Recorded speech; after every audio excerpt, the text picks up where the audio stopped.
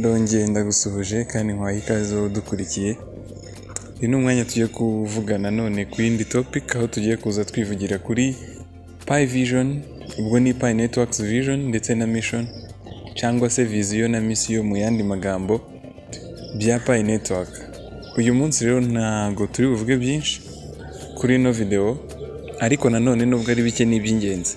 Niba uri mushya rero kuri Pi Network cyangwa se usanzwe ukurikirana ibintu bya cryptocurrency, wese nkwaye ikaze kuri video kugira ngo twumve neza, tubashe kumva neza ino shusho ngari ya Pi's Vision ndetse na Mission. Mbahaye ikaze. Mbere ko dukomeza rero nk'ibisanzwe, tubanze twibaze kubera icyo ari ingenzi kuba habaho vision ndetse na mission ya Pi Network. Nkuko tubizi, buri kintu cyose kiri seri akenshi kiba gifite vision yacyo cyangwa se mission yacyo, cyangwa se kikanabigira byombi. Mbere yuko rero twinjira neza muri Pi Networks Vision and Mission, reka tubanze twumve impamvu ari iby'ingenzi. Impamvu ari iby'ingenzi ndagira ngo bitekereze nkaho ari icyo nakwita guiding principles, amahame ngenderwaho ashobora gutuma ibyo uri gukora bigenda neza, cyangwa se aho ishusho ibyo uri gukora, ndetse kandi bitanga n'icyerekezo nyacyo ndetse n'intego ya proje runaka iri gukorwa. Iyo niyo mpamvu hariho vision ndetse na mission ya Pi Network. Hanyuma tuze twibaza Pi Networks Vision, tubashe kuyisobanukirwaho ukuntu nayo. Vision ya Pi Network ni ugucreate cyangwa se gukora, sinzi uburyo bwo ndi bubivuge mu Kinyarwanda, gusa ni ugucreate more inclusive and decentralized digital economy. Ni ugushyiraho ubukungu buri digitale buri muntu wese yabasha accessingaho cyangwa se yabasha kugiraho uruhare, ndetse kandi bukaba buri decentralized. Muri make nta muntu uhari ubikontorora, aho buri muntu uwo ari we wese ashobora guparticipa muri ibyo ngibyo. Intego ya Pi Network ni ugushyiraho cryptocurrency ndetse na blockchain technology ishobora kuba accessible, ishobora kuba yakwaccessingwa na buri muntu uwo ari we wese. Ubwo ni ukuvuga ahanini hakoreshejwe smartphone, hatabaye ngombwa ko hakoreshwa ziriya mashini navuga ziri complicated kugira ngo ubashe kwaccessinga iyi blockchain yayo.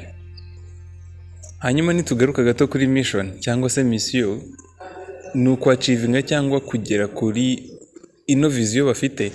Pi Networks Mission ni ukubaka platform ya cryptocurrency iri secured, ubwo ifite umutekano, ndetse kandi iri user friendly, ishobora kuba yakoreshwa na buri wese, ndetse na smart contract. Pi Network irashaka kugira cryptocurrencies nk'ibintu byoroheye buri wese, nk'uko umuntu abasha kohereza message za telefone. Ni rwo rugero ntanze. Dutekereze wenda dufashe urugero gatoya. Niba nk'umuntu wa developye game runaka, mission ye ari ukuba iyo game yoroshye kandi yituma umuntu yinjoyinga mu gihe ari kuyikina. Tufate nkaho ari nk'uko na Pi Network imeze kuri iyo mission yabo. Tubivane muri game tubishyire muri cryptocurrency, ko ari nkaho bashaka ko cryptocurrency iba ikintu cyoroheye buri muntu wese, akaba ari mission cyangwa se mission ya Pi Network. Muri ibyo rero harimo n'ikindi twakwita empowering individuals, cyangwa se guha ububasha buri muntu wese. Nka party ya Pi Networks Mission harimo guha ububasha buri muntu wese, bamuha control kuri resources ze cyangwa ku mutungo we afite muri Pi Network. Muri no si cyangwa muri ino party ya Pi Network uba ufite control kuri financial destiny zose zawe. Nta muntu usaba uruhushya ngo urohereza Pi zawe, nta muntu ugira gute, byose nyine ni wowe bifite byose ni wowe bifite mu kiganza cyawe, nyine ibyo wakoraho byose. Hanyuma nyuma y'icyo kandi tunafiteho community centric approach. Iyi community centric approach ngira ngo umuntu ukuntu Pi Network community iba iri active kandi yishimira gufashanya. Iki nacyo ni ikindi kintu Pi Network yubatse. Yashyizeho icyo twakwita nka strong emphasis, cyangwa se ntiba nabyita nk'icyizere muri community. Ni nk'uko wavuga wenda ngarutse kuri game gatoya, uko yaba ari game ikuraje abakinnyi bose gukorera hamwe, bagasangira amasitrategi amwe, bakubaka ibintu bimwe kugira ngo bose bagerane ku ntsinzi. Naha niko bimeze muri community ya Pi Network, baparticipatingira hamwe mu gufata amadecision runaka, mu gukontribuwa cyangwa gufashanya mu iterambere ry'uyu mushinga wa Pi Network. Byose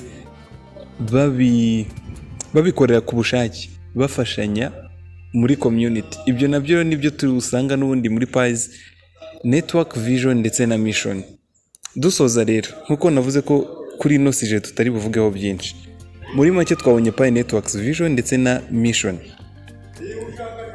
ko harimo cyane cyane gucreate inclusive ndetse na user friendly. Ubwo ni system buri wese yabasha kuzakoresha ndetse inakontororwa n'aba pioneers ubo ubwabo.